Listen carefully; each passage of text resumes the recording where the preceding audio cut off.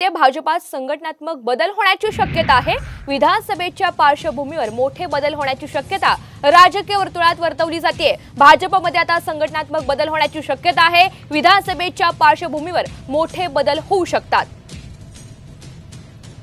तर भाजपात आपण पाहतोय संघटनात्मक बदल होण्याची शक्यता आहे। आगामी विधानसभेच्या पार्श्वभूमीवर आता मोठे बदल होण्याची शक्यता सध्या वर्तवली जाते। तर आपण पाहतोय लोकसभेमध्ये अपेक्षित यश प्राप्त भाजपला झालेलं नव्हतं आणि त्यानंतर आता भाजपमध्ये संघटनात्मक बदल होण्याची शक्यता आहे। गणेश कवडे आपल्याला अधिकची माहिती देतात। गणेश, भाजपत आता संघटनात्मक बदल होण्याची शक्यता आहे, नेमकी काय चर्चा आहे?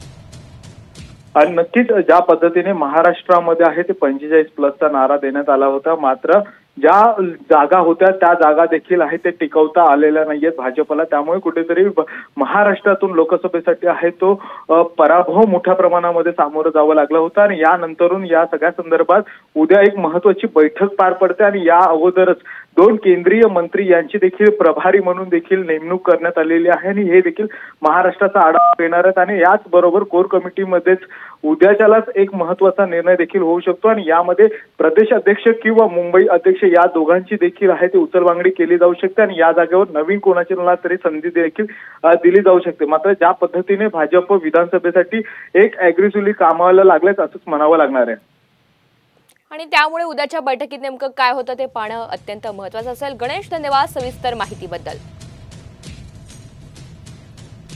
तर आपण पाहतोय आता भाजपमध्ये संघटनात्मक बदल होण्याची शक्यता आहे। विधानसभेच्या पार्श्वभूमीवर मोठे बदल होण्याची शक्यता